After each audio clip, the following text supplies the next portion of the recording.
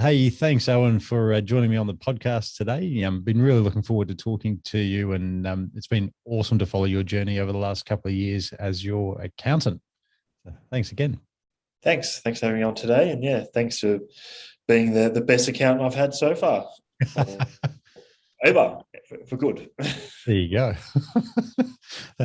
Awesome. Well, hey, first question always on this podcast is about your family. So, did you want to tell us a bit about your family and what you like doing together? Yeah, so I've got my wife Terry, and I've got two little boys. So one is 3, and the other is 9 months. So Oscar and Fletcher, the little one. So we have had a bit of a strange kind of 18 months or 9 months, and the rest with the elder one. But we being in Melbourne has just been kind of enjoy just going around 5 kilometres or maybe 10 kilometres or about 15 kilometres now. So, but we just generally try to hang out at the park or go for walks. So being boys, find some construction to look at. We've got a bit of big cranes and stuff going on with the level crossing removal here. So we've been following those during the last couple of months there. And apart from that, we just kind of been sticking to ourselves really for the last period of time. Yeah, no, fair enough. And it must be, yeah, I guess you're in Melbourne. You've had the sort of in the whole world. You've had probably the worst deal out of everyone in terms of lockdowns and that sort of thing. But yeah, no, it's good to see you still getting out. And it's interesting for the listeners. Owen, myself, and one of our accountants, Gulshan, all had a baby boy about a week apart. So it was quite interesting going through that together. That was about, I think we initially had a kickoff accounting about 9 months before that, didn't we? It must have been something in the Google Meets at the time. I don't know. That's it. But no, it's really cool to see them growing up. And in terms of like you kind of mentioned it with the kids a bit, but as a dad and as a business owner, life can get pretty hectic in the business sense. What sort of rhythms do you have day to day or week to week just to keep that relationship with your kids? I guess I kind of can often compare it to people I know that are working in good corporate jobs, who sometimes you get a bit envious of because they just go to work, get paid a lot, have some leave, get all the public holidays, and then you kind of go, oh, that'd be glorious. But then you see that the difference that some, of what we have being, I guess, how I structure my day, how I want it to be. So I stay home in the morning, have breakfast with the kids. Maybe we'll go for a walk and I'll drop into the office and they'll continue on their day. And then always home for bed and bath time and dinner time. So I think being a business owner, being that kind of structure where you can set how you want to work. So I work less during the day and I'll jump online in the evening and work away a bit at night, which obviously impacts time with Terry. But I think it's better to spend the time together as you can with the little ones. Yeah, no, that's cool. And you mentioned Terry there. My next question is around how do you sort of maintain your relationship with Terry and Well, we've missed our last 2 anniversaries. So both the last 2 anniversaries in lockdown. So this year where we got married, I ordered some wine from. We got that delivered managed to order it 2 days before our anniversary, and it landed in time for our anniversary. So, really proactive, getting it there on time. Yeah, I mean, we used to kind of try and go out for date nights or lunches or whatnot. But last year was, a bit of a write-off. This year, the start of the year was, great for we had a lot of freedom back then. The start of the year, then it progressively got worse. But when we had those great freedoms, we had very early on newborns, so we kind of lost out on that. So we've probably a little bit out of touch, I guess, lately because of just the situation, a little baby, newborns, lockdowns, and then So I guess we just find a couple of favorite TV shows on Amazon or Netflix, or Stan or Paramount, or pick your poison, and away we go. That's it. You're keen to share one or two of those favourites? Yeah, we've always got we seem to always like shows with a bit of not mystery, but a bit of thinking in it. So Elementary's been one. It's a fairly older one, but it's a Sherlock Holmes kind of based one. Yeah. And House, which Yeah. I usually don't really like medical ones, but caught Terry watching it one day, and I'm like, oh, this looks all right. So we got stuck into that. There you go. I haven't watched much of it yet, but Squid Game looks like a bit of a craze at the moment. Yes, just say I've been losing a bit of sleep because I've been watching that one as well. Up to episode, I'll hopefully watch episode 7 tonight. It's actually been really, really great. Really enjoyed it. But wow. Yeah, I think Terry and I watched the first episode together, and she said this is not for me. It was a bit too much violence. Yeah, yeah. I've also heard that feedback. Interesting. There you go. And in terms of your career, I was reading your bio that you sent through earlier, and there's stuff I didn't even know about your journey. But did you want to sort of share some? I guess maybe when you left school from that point onwards, what did you kind of tend to throughout your career? Yeah, so I finished school, I think 2005. And went straight into an engineering degree. So my passion had always been computers and programming and doing nerdy stuff. But at school was good at physics and the maths as well. So I got pressured probably by the school counsellors to go into mechanical engineering to cash in on the mining boom. Oh, wow. So I'm not really a mechanical type person, but I got finished a degree, and by the time I finished the degree, mining boom was struggling. So yeah, don't choose your career based on booms or busts, because that's just gonna not really work out. But I managed to get into during university. I got a casual job at Holden or GM, and was working in their warehouse.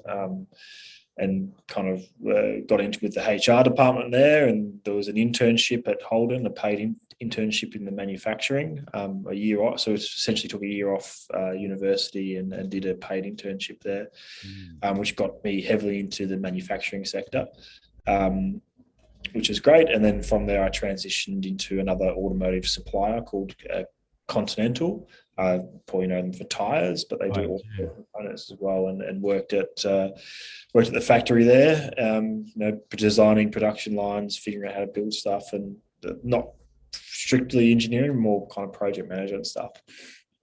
But I could tell it wasn't for me. The number one, the corporate stuff there was a bit annoying. Timesheets, I remember specifically an event where I clocked off at 3 a.m. or something, and I got an angry email from HR one day saying I didn't clock off for one of the days. I'm like, check the next day, because I clocked off, after midnight. So it's kind of like, very frustrating. And my passion was in computers and programming and whatnot. So on the side, I started a business called Regadget, which was essentially a B2C platform where you could jump on, type in your old phone. So iPhone at the time was probably iPhone 3G, and it will give you a price. We'd generate a shipping label, you pop it in the post, we'd get it, and we'd pay you.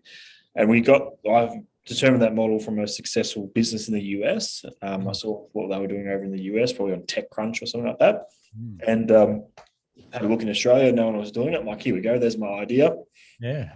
And away we went. So that led to a journey of trying to run a full-time, fairly, a startup business, growing, and running and working a full-time job. So I remember ducking out at lunch breaks to go to the post office, pick up some stuff, post some stuff at nighttime, doing the sales and marketing.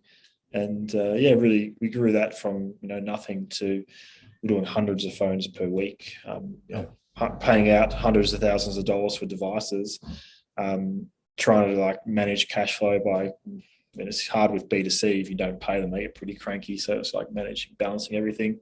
So we realized pretty early on we needed an investor, even just for working capital. I was a 21 or 22-year-old. So, 20 grand in the bank might have been great, but it doesn't buy many iPhones. So just a quick one on the business model there. You bought them, and then what did you do with them after that? Resold, obviously. Yeah, we resold, depending on what it was. For some stuff, you'd resell it straight onto eBay, or that was the marketplace at the time. You'd look at doing it now on Kogan Marketplace or Amazon Marketplace, but back then eBay. And we might be able to buy something for $400, sell it for $700-800. So it was good margins. And then the stuff that was broken or too old or too fiddly that wasn't really appropriate for the Australian market, we'd actually consolidate them and sell them as wholesale lots into Hong Kong. Wow. So a bit of export sales there as well, which is pretty cool. It's pretty strange packing a box of like 1,000 phones and shipping it off. It was, interesting times. I've got some photos from the old days, which I should dig out one day. Yeah. For the garage, the parents' garage covered in devices. Wow. Cool idea. So what ended up happening with that one? So you got an investor?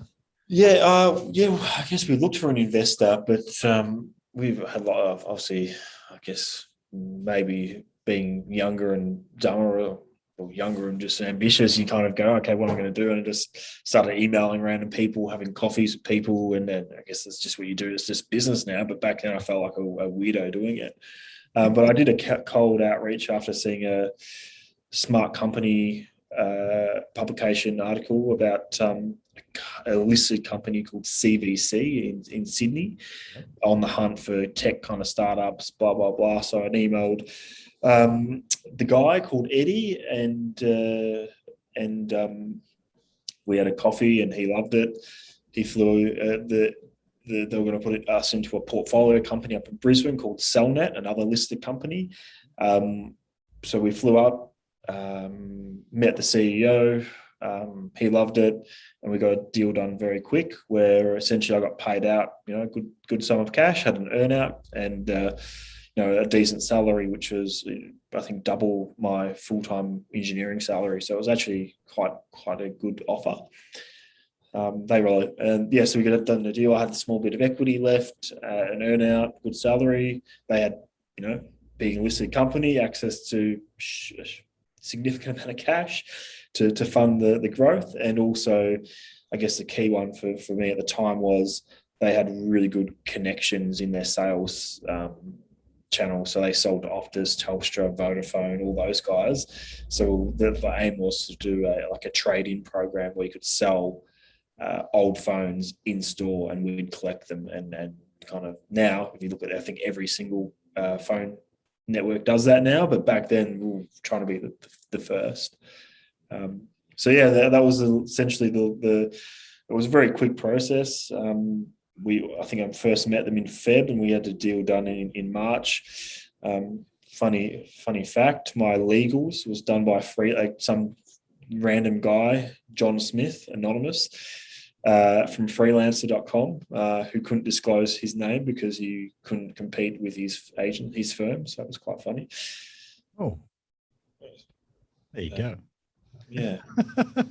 Interesting. There you go. And so you had that sort of, and how long did that take you from idea to sale in that?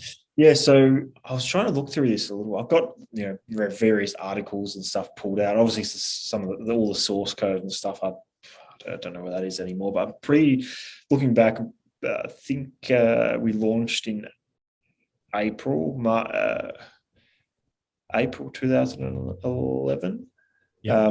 Around there, I probably would have started the development and kind of getting the stuff ready in December. So I started with the brand and getting the website together, and in December I launched it in April, and then I think I kind of bootstrapped for 9 months. Obviously, it just kind of grew and grew, and then I realized this is ridiculous. So February, I think, was the first meeting, and then I moved up to Brisbane on the 1st of April Fool's Day 2012. So so kind of when they met the right investor that was serious and wanted to do a deal, it was very quick. But they looked at more of a strategic kind of, this could be worth a lot for their business, and it's probably made it. And for their size of business, the acquisition was tiny. Like they probably pay sales bonuses more than that. Well, there you go. But that would have been an amazing opportunity for you. So in about less than a year, you'd kind of launched it through to sale. Yeah, pretty much launched to acquisition in a year, which was pretty cool for a first business. Yeah, how good. Now in your bio, you also mentioned there's more than just the one sale. So can you walk us through some of the other things you did after that point? Yeah, okay. So we had an earn out, and I left, and as much as I love visiting Brisbane, I liked living in Melbourne better. So we wanted to get back to Melbourne. So we packed up and came back to Melbourne, and we're like, what next? So ended up, I mentioned before, Eddie from CBC, the initial guy we did the investment with. He actually left the company sometime in 2013, I think it was, or anyway, before I did. And then we're both back in Melbourne after being in Brisbane. And I think we're catching up at coffees, and we decided, hey, this mobile phone stuff has some legs. We don't really want to do B2C though. Let's do B2B. Yep. And we started pretty much another secondary business doing wholesale trade of secondhand electronics, which we grew over about 2-year period. And we did, I think, significant revenues very early on. And we managed, because it was B2B, we could stagger payments a bit better. So we could buy in bulk and almost sell before, we didn't really have to fund it all. We could leverage payment terms and stuff like that to kind of have our suppliers fund it for us, which is great. So we grew that, and then we kind of realized this is great, but we don't see the long-term value. It's kind of just like I know we felt like an importer exporter or something. It didn't really feel like there's going to be long-term value, and it kind of decided it's probably a good time to look for an exit. So we ended up selling to one of Regadget's competitors, called Mobile Monster, who they're still operating today. They're doing really well, I think. Actually, if I sell a phone, I sell it to them. So there you go. So we sold pretty much our assets of all our contacts, networks, CRM, and our pricing and how we bought stuff, and valuable IP for them, and they could start buying from their B2C customers, and we bought and they could buy from our B2B customers that they acquired. And that kind of led into what the hell next. And Dad? Yeah, so ended up back at a corporate job. Geez. Yeah, so ended up at an ad agency. So probably in the top 5 global ad agencies. I'd never heard of them before I joined them, and the only reason we joined them is because we subleased some office space from them for the business. So we met all the people there. When we sold the business, we'll just kind of have that office space, and we obviously know the people there, and managed to get in as a role there in running their digital team. So we had a small software development team there. So I was running their team and kind of doing the client meetings and managing the dev stuff. So that was great.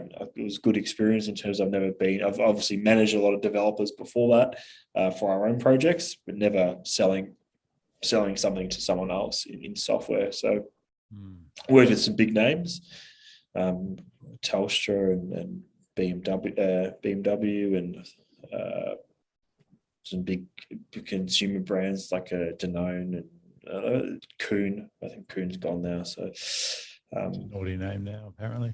Was it now? Cheers or something? No, I don't know what it's called.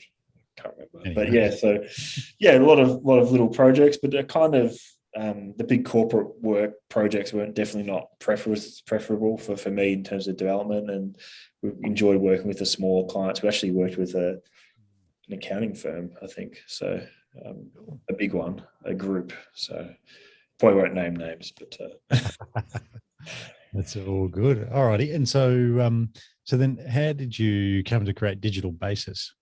Yeah, so I set up just as I had a lot of people approach, kind of going network, people I knew going, hey, I want to build a website, or can you help me with setting up my emails or whatever it would be. And I just incorporated, I was just doing it as a sole trader ABN, just going, yep, I'll do it, and just kind of do it on the side. And then it got a bit more serious, so I incorporated a company, and then that was kind of growing just through word of mouth. And I with the guess maybe, services, just running through the services, was it web design and software development as well? yeah. So I guess we can get into that in a little bit, but essentially, Yeah. I used to do a lot more. We kind of, pretty much, I guess at the start, anyone comes and wants something, you just go, yeah, I can do that, and just do it. But as you grow, you kind of specialize a little bit more. I mean, we still do websites. We still do. We've got all the capability, but our core is software development. But not to say we do quite a lot of websites, but it's just definitely not the focus. I guess you position yourself as not for that. But yeah, probably preface it saying I didn't really like how the big agency model works. They kind of deliver a project and they go, here you go. And then, next day the client goes, when I click this, I get an error message.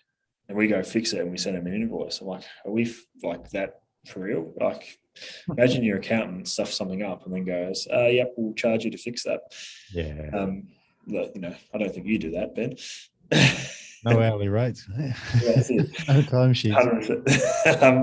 So yeah, I didn't really like it. And then I guess like with what I generally did fixed price engagements for most of the stuff I was doing on the side. They come to go, I want a website. And I'll be like, it's $4, whatever it will be. Probably not that cheap, but and they deliver it, and they come and you give them a bit of warranty period. It's a hard one because sometimes it's clearly our fault and it takes them 6 weeks to find it. You kind of feel like, well, it's our fault, we should fix it. Yeah, anyway, that's always a tough discussion and whatnot. But the business was growing. Then I think around July or something like that, signed a kind of I think a 12-month retainer for a project, and that was kind of the preface to go, okay, this business now is bit too serious to run on the side. So that is when digital basis became the focus. I think July-ish, August 2017. Yeah, I see. You're just over 4 years in that business now. Yeah.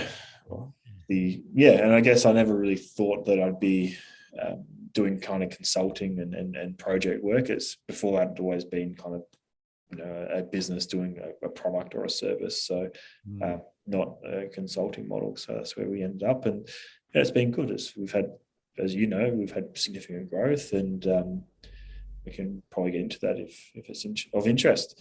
Yeah, no, absolutely. I've got kind of some questions that I'd like to ask about the like as a business, because most of our client base and listeners would be service-based businesses in either professional services or trades. That's our kind of most common, or even medical or paramedical.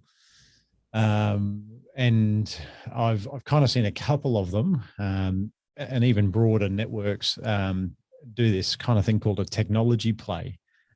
So I guess, do you have some examples of like a bricks and mortar business do something that's related to what they do, but not for their existing client base? It's just for maybe their industry as a whole. Like, can you give us some examples of what you've seen? Yeah. So the prime example, we work with a lot of businesses that, SMEs, that have an idea for their industry or their potentially something they're knowledgeable about, that they go, there's a gap in the software or something operationally or whatever it would be for the industry. We've had a blind manufacturing business that, wholesale manufactured blinds, that has some ideas for blind software, which is another story. But in terms of one that I can kind of reference and kind of show as a case study, is a plumbing company that I think they were, when I met them, there might be about 20 plumbers, a good business, probably multiple millions in revenue, because, plumbers charge like a significant amount as they do. One out of the house yesterday. There you go. Got the bill in the mail.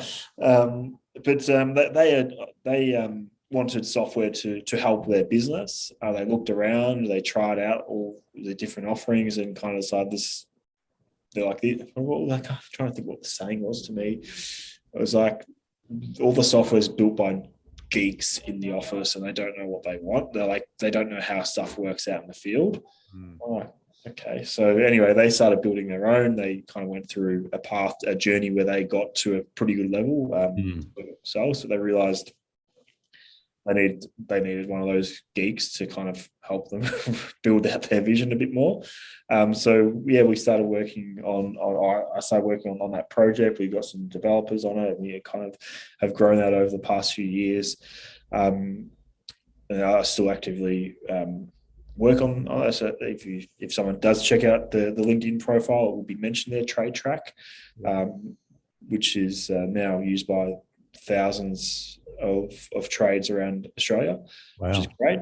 They're part of the Small Business Digital Adaptation Program in Victoria, which is a government-funded program to help businesses transition to digital platforms. So Trade Track is amongst others, such as Xero and Square and Mile. So kind of pretty cool. And that's all started from a couple of plumbers who wrote some stuff down on a whiteboard in their office and decided to build software.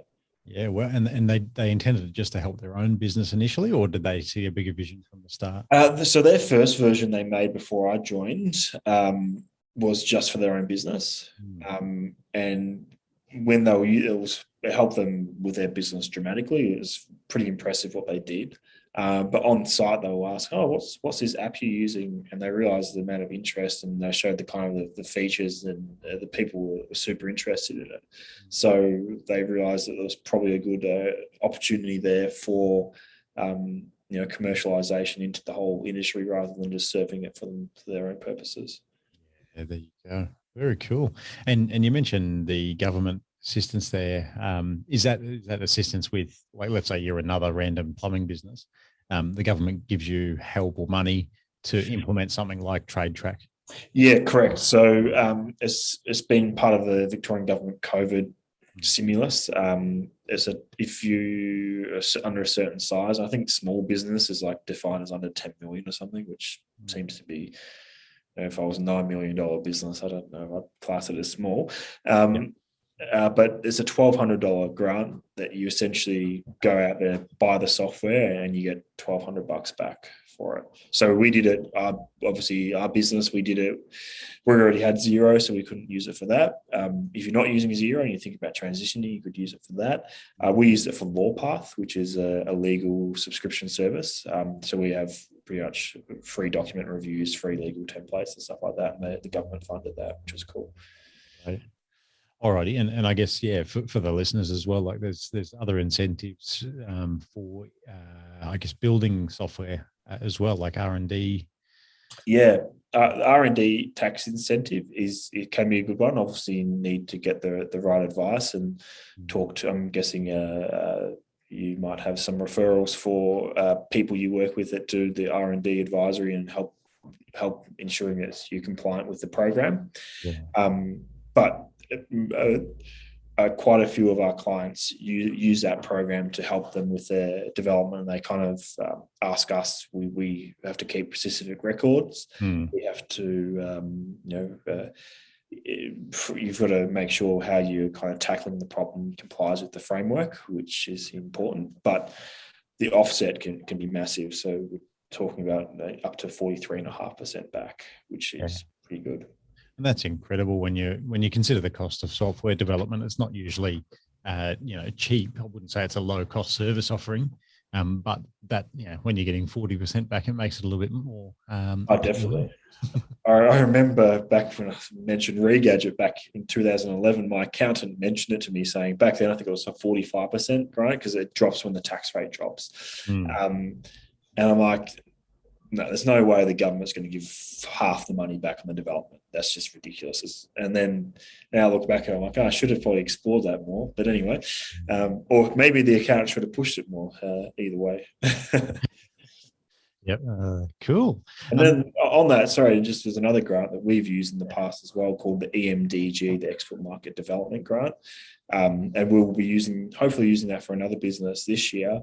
Which essentially allows to get half of your overseas marketing costs back. So we'll be redoing our website to target some overseas markets. So that will be proportionate to how much traffic is from overseas compared to Australia. So we'll get money back on our website build.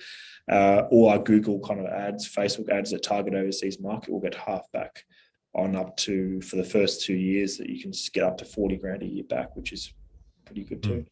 That's a significant reduction in the expense, isn't it? Yeah, it makes it for us. It just de-risks it significantly because we don't know how well the ads are going to perform overseas. So yeah, yep, fantastic. So cool. Alrighty. And then is there anything else you wanted to sort of mention of like what type of businesses you work with? And again, in our context, we've got mostly small businesses listening. Anything so you need to keep in mind when considering a software project? So I'll just maybe highlight kind of what we do. Our focus, as I mentioned, is definitely software, and it's generally new builds for companies that probably haven't done any software project in the past. So we kind of frame it as we almost become your CTO or your technical partner or your kind of advisor for anything technical. So I guess how you're our accounting and then tax kind of person, and I wouldn't try and do anything without you guys. That's where we try and position ourselves for our customers. And there's a kind of we generally try and stage what we're looking at, because if you just come with a really not fleshed out product idea, it's like going to a builder and asking to quote it based on a sketch of the exterior of the house. When you start going, well, how many bathrooms is in there? Well, when you start getting into all the details, that's when you can start actually pricing it out, and that costs money to do. So it's kind of like it's like the architect giving the plans to the builder, and the builder can quote it. So we try, but that's how we kind of, I guess, discuss what we do. Is maybe come to us with an idea. We can do sessions on kind of fleshing it out a little bit more to go, this is what is kind of, this is what you're telling us. We want to build an app for, whatever it is. And we kind of start building it out a bit more, and we can kind of give you a more of a gut feel of how big a scope we think the project is, and give you a kind of a price range as such, going, this is kind of what it could look like. And then how it generally will progress then is what we call a blueprint session, where we pretty much spend a day or 2 days with you and go through everything in significant detail, and pretty much build out the scope of works in detail that is then either we will quote on that, but you could also palm that off to anyone you wanted to quote on it to. And obviously that's a paid service for us. And but what it allows you to do is either use us if the price sounds good, or shop around as well once you've got the scope done out in a lot more detail, which you really need to do before you commence. Yeah, great. So that's almost like that session and up to that stage is almost being the architect in your analogy, and then you can also build it. But so yeah, cool. We've got the team. Obviously, our development team is involved a little bit in the architecture phase as such. They're not that involved. It's more of our project managers and technical leads as such that kind of go through all the detail and break it out and figure out what's going on and all the moving parts are, and that's where they get the kind of the scope of works. Yeah, very cool. And do you have any specific industries that you work with, or is it pretty broad? As I mentioned, we don't really. If you came to us and said we've got an existing platform that it's been around for 10 years that integrates with all these legacy systems, it's probably not for us. We usually like greenfields, like brand new projects that we can crack into. Obviously, we do ERP integrations for that and whatnot too, and that's probably one of our common things is building, for example, an in-field app for your sales staff or whatever it would be that need proof of deliveries. If you're doing your own delivery system and you need to get that into your ERP system, whatever it will be. So we do kind of small integrations there into Sage or into Dynamics,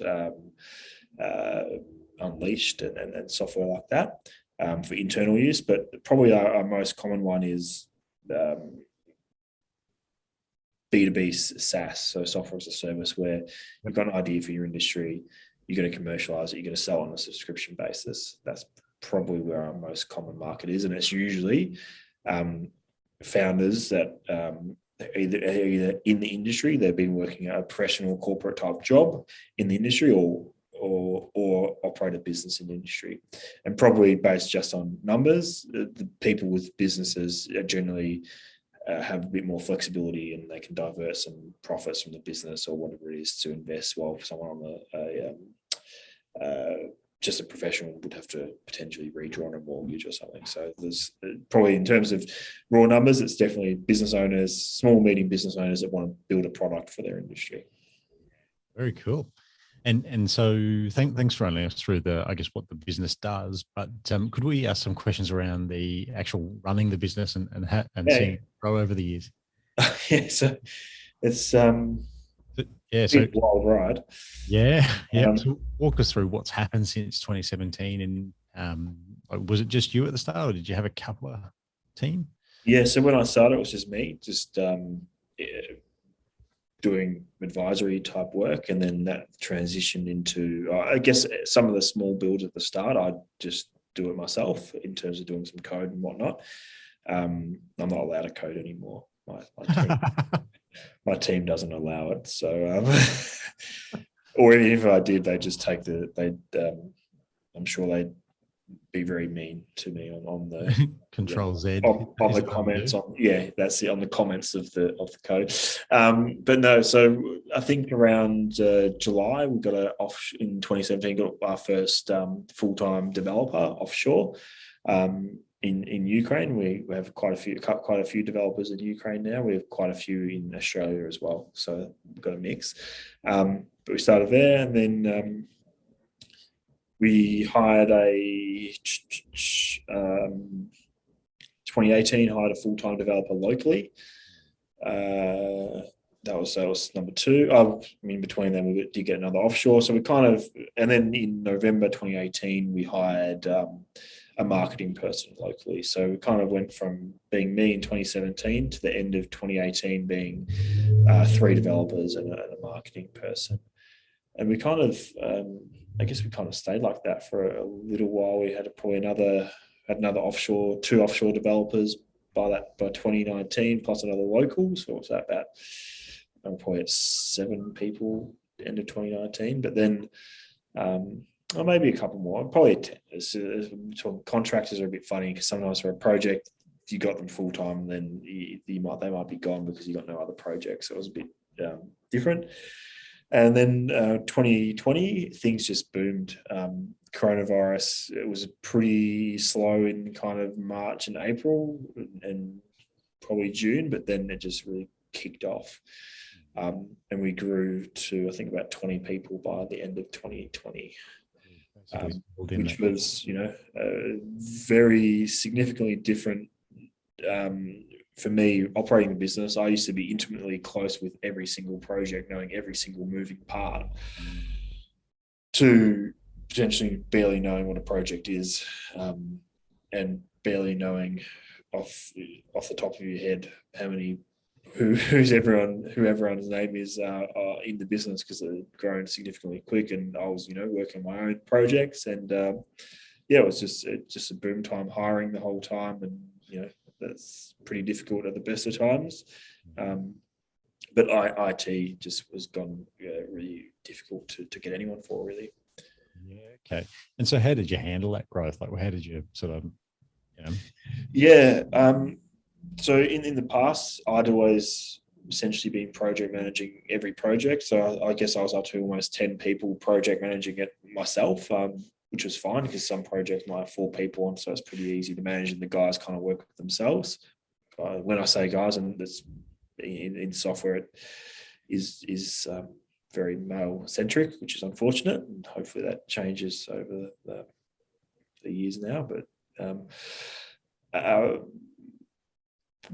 kind of realized pretty quick that the factor that was delaying growth and sales, and just not, and probably annoying customers as well, was the bottleneck of me being essentially holding up every single project. Trying to run the business and run projects was not working. So went out in, I think, kind of July, August last year, 2020, and decided needed a project manager to help clear off my plate, and hired hired one, which is great. And then from a kind of job hunt, we've actually found two good people, but one, he was a bit senior and had more GM type experience. But I thought, well, it'd be worth a chat, essentially going, hey, mate, get involved, get some projects under your belt. And this is the roadmap where you can kind of start operationally looking after the entire business, is like what your history's been. So that transition happened around February this year. So we appointed Sean as the general manager of the business, which has allowed me to kind of significantly back off on everything operationally, which has been a bit of a relief as such. Yeah, how good is that? So you got your project manager last year, and then Sean GM in. Yeah, actually, we hired a junior project manager at the kind of April, May last year as well, just to help me out. But he was kind of a bit junior then, so we hired another. Anyway, the junior project manager is now a critical part of the team. He's kind of stepped up significantly and grown into a great asset to the business. Yeah, good. All righty. And so I guess that's a great outcome, like having way more time. What do you do with it now? What does your week look like? What do I do with it? Just make my life difficult by going, okay, I've got more time now. I've got to focus on the next lot of goals. So I guess the first goal was always with business, if I could get a business that could kind of pay me a wage without having to be in it daily, would be great. So that's kind of been achieved now with the general manager looking after all those projects. Trade Track is actually one that I've come back to work on significantly over the past couple of months. Yep. They're going through a major growth phase, and they, the technical role is quite important at the moment. So I've been committing. In terms of getting off of projects, I've gotten off of projects and kind of committing probably quite a bit of my time to that. And with that, we've got an equity position in the business now, which is fantastic for us. And we're going through the capital raise kind of side, which is cool as well. So this evening, for example, we've got a call with an investment committee of a VC. So that's because of that growth and that success of the business. That's kind of I feel like I'm back in my own startup again, where trying to get investment and whatnot. So that's been good. And the other part of it for me is the agency is great, but selling an agency is not really. There's no value in the business. Like it's like.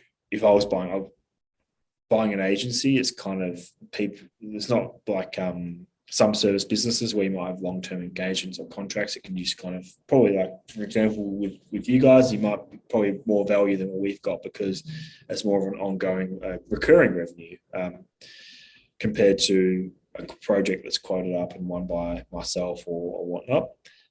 So the focus has been on how do I build an asset pool of businesses that are valuable, and that's where so I freed up my time, and now we've acquired two small software companies that are SaaS companies, very low revenue, so kind of thought we'd dip our toes in. We've bought two businesses. And the plan there is just to sort of build them and grow them with your skills and. Yeah, so we've got the development team to kind of run them and grow them. So we'll engage some marketing and specialist marketers that we know, that we've worked with to grow the revenue. So the aim is to kind of 5x the revenue over the kind of end of next year. Which will significantly increase the asset price. And SaaS companies are pretty easy that size to value. Yep. You kind of value them at 3 to 4 times revenues, annual revenue. Cool. So we can grow at 5x, increase the valuation to a 4x on a growing business. We'll kind of take it from a 2x purchase, 5x the revenue, and we'll change it from a 60 grand sale to a 600 grand sale is the optimistic goal. Beautiful. you can't necessarily do that sort of stuff even with the booming property market. Yeah. Well, if you bought a couple in Sydney a few years ago, you're probably right. Yep. But no, that's Leverage. I guess the only good thing about property is the ability to borrow while borrowing to acquire businesses is, as I found out, is not easy. That's it. Oh, very cool. Well, hey, thanks for sharing all your gold nuggets, and I think we kind of just scratched the surface of a few things there, but I think it's still valuable for our listeners. If people want to learn more about you or your philosophies, or even digital basis, and sort of suss out whether it might be a good fit for helping with a technology project or software project, how would they do that? Yep.